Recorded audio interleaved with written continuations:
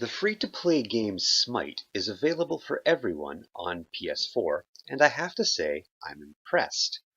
Hi guys, I'm your host, Mighty Mr. Mustache, the mightiest mustache in the universe, and I'm here with a review and rant about the game Smite by Hi-Rez Studios.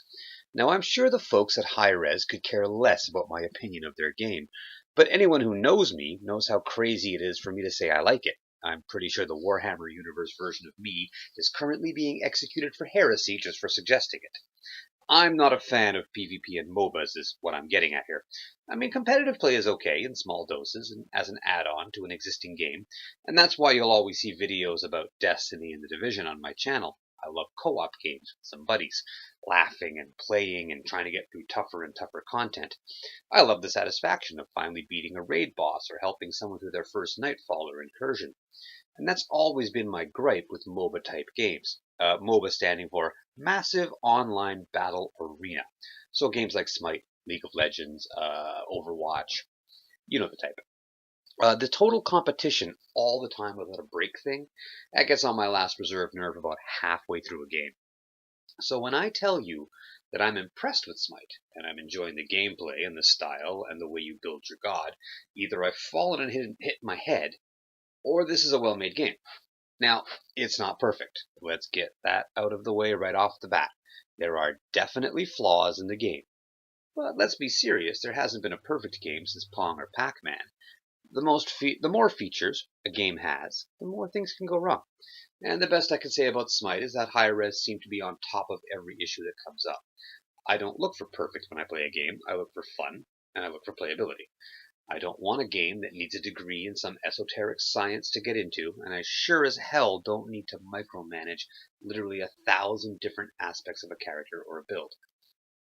Just give me a few things to start with, a short tutorial, and let's get playing, and so far Smite has delivered on all of this, 10 out of 10.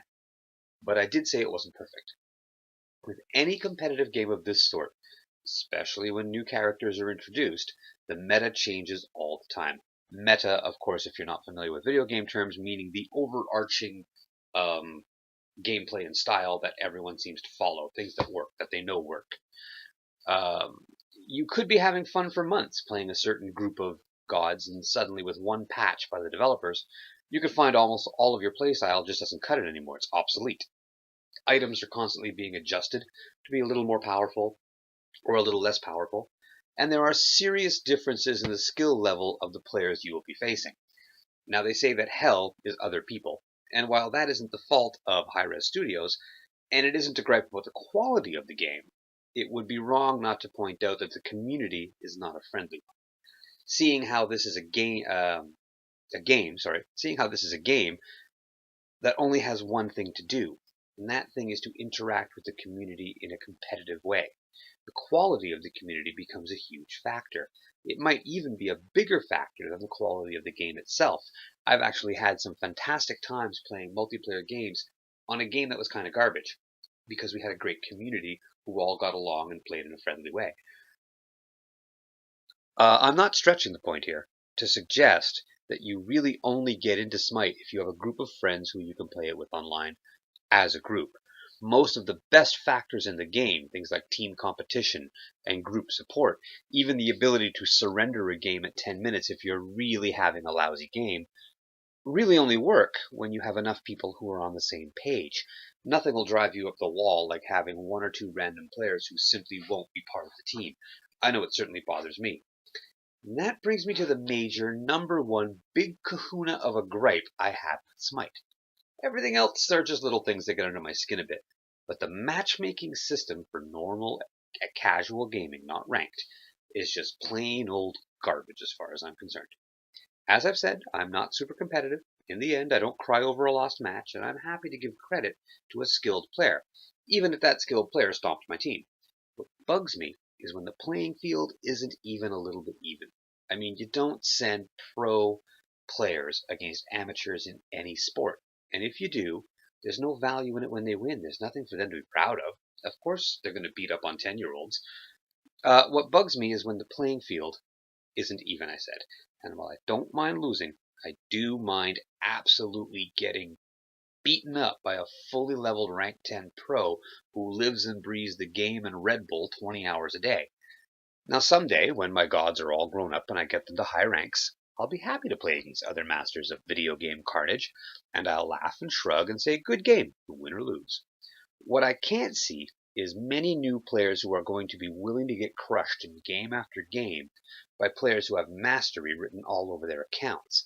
I couldn't think of a better way to drive new players away from a game, short of actually crashing the screen every 10 minutes. Now, there are things I like about the matchmaking. I like that you can't see who your opponents are until you lock into your match and choose your god, so there's no bailing just because you don't feel like stepping up. I like that you all have to choose different gods on your team, so there's definite team composition factors.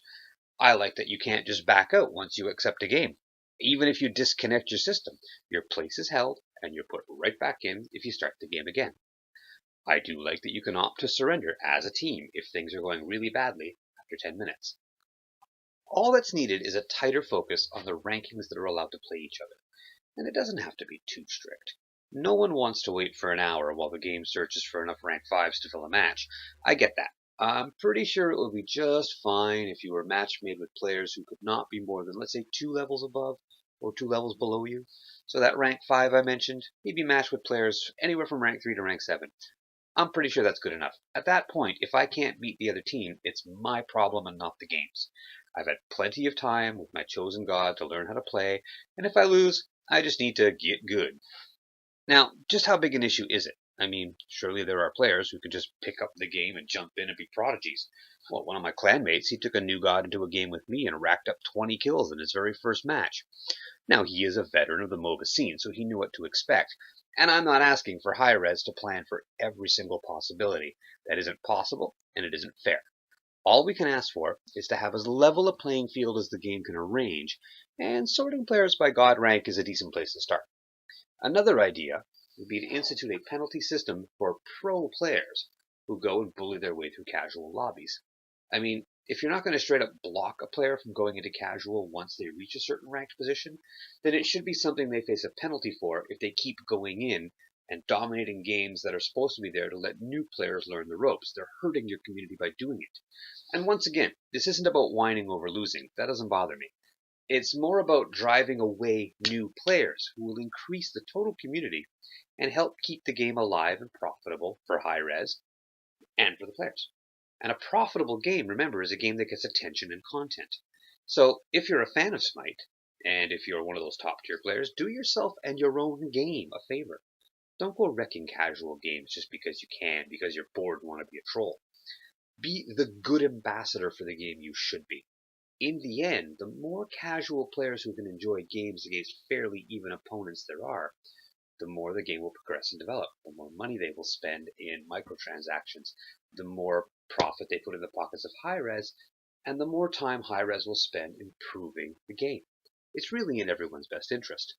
That's really all I wanted to say. I want to encourage everyone out there to come and join us in Smite and in every other game that we play, to join our clan, to come and have fun with us. I want to thank you for taking a few minutes out of your day to listen to me have my little rant, and I want to wish you a good day and good gaming. I've been your host, Mighty Mr. Mustache, the mightiest mustache in the universe. Take care.